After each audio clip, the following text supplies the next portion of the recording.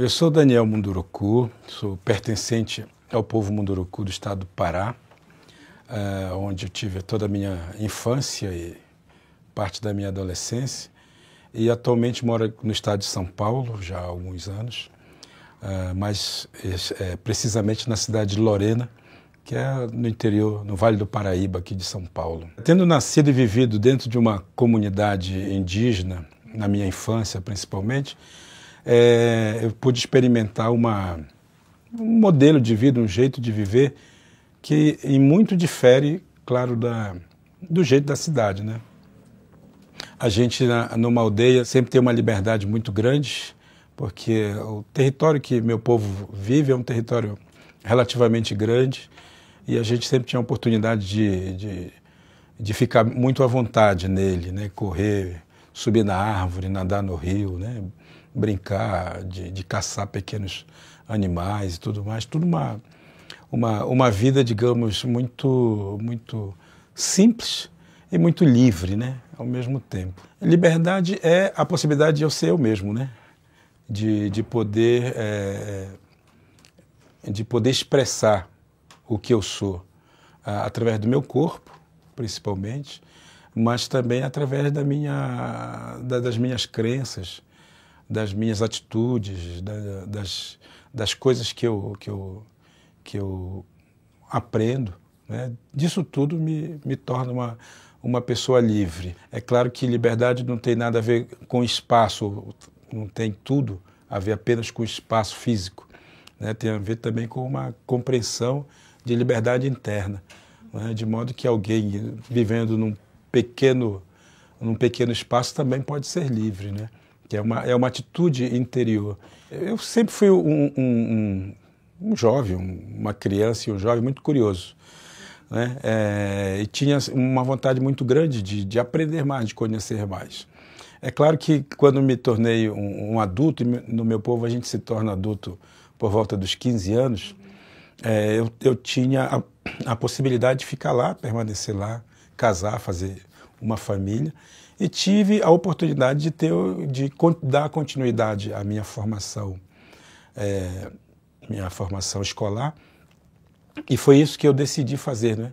Na verdade, de continuar meus estudos. Isso me obrigou a deixar a minha região, a minha aldeia, ir para um centro maior para frequentar a escola e, posteriormente, para um centro ainda maior, até que eu cheguei em São Paulo, né? Para concluir a minha faculdade enfim, aí começar uma vida profissional, né? Eu nunca fui um leitor muito fervoroso, né? Eu nascido dentro de uma comunidade em que nós não tínhamos acesso a livros ou a literatura, claro que eu me acostumei a viver muito fantasiosamente, né? Criando as minhas histórias na minha cabeça, procurando encontrar espaços na minha cabeça para produzir essas histórias. Quando eu tive acesso aos livros, quando eu fui para a escola, portanto, eu também não gostava de ler, porque a leitura da escola é uma leitura muito chata, muito enfadonha, muito obrigatória, e isso acaba gerando um desconforto no leitor, né? Então eu não era um grande leitor, nunca fui, e talvez nem seja até hoje o grande leitor que eu gostaria de ser, não é? Mas, por força da minha formação, eu tive que ter esse contato com a literatura. Por força da minha escolha profissional de ser um professor, eu tive que entrar em contato com as crianças e jovens. Por conta disso, eu me vi obrigado a ler mais, né? A estudar mais. E, posteriormente, eu descobri que, além de usar os livros para educar, eu podia também contar histórias para as pessoas. Então, eu comecei a ser um contador de histórias. Eu quis levar um pouco do conhecimento do meu povo através da contação de história e, posteriormente, eu descobri que essas histórias podiam ser escritas. Então, aí nasceu, basicamente, o escritor, né? Basicamente, a pessoa que eu sou hoje, assim, na produção literária. Eu sempre leio para me tornar uma pessoa melhor. Eu busco as minhas leituras, o meu critério de escolher as leituras que eu faço é um pouco isso, de no que aquele livro, aquele objeto, ele vai me ajudar a me tornar um ser humano melhor, não é? Portanto, quase sempre são leituras que têm a ver com formação intelectual, tem a ver com formação sentimental, né, do espírito da gente. E quando eu escrevo, eu busco a mesma coisa nas pessoas, né? Quero procurar cantos na cabeça das pessoas, no coração das pessoas, para que a mensagem que eu transmito ali, de paz, de encontro, de compartilhamento, de pertencimento, que isso possa caber no coração, na mente das pessoas, e elas criam uma consciência melhor de pertencimento a esse planeta, né? Ao planeta que a gente vive, a nossa casa comum, a nossa canoa, sei lá, como quiserem chamar, mas o fato é que a gente está nele, nesse lugar, nós não estamos em outro, né? E é nesse lugar que a gente tem que procurar ser feliz. Eu sou um dos primeiros escritores indígenas que tem no Brasil, que escreveu para além do seu povo, né? Alguém que escreveu para a cidade, para as crianças urbanas, assim. Portanto, quando a gente é pioneiro, a gente às vezes se sente sozinho, né? Obviamente que eu não sou o primeiro escritor indígena, mas os que escreveram antes de mim, eles tinham muito uma produção voltada para dentro da comunidade, internamente. Eram textos bonitos e muito bem feitos, mas tinham muito uma pegada para dentro, interna.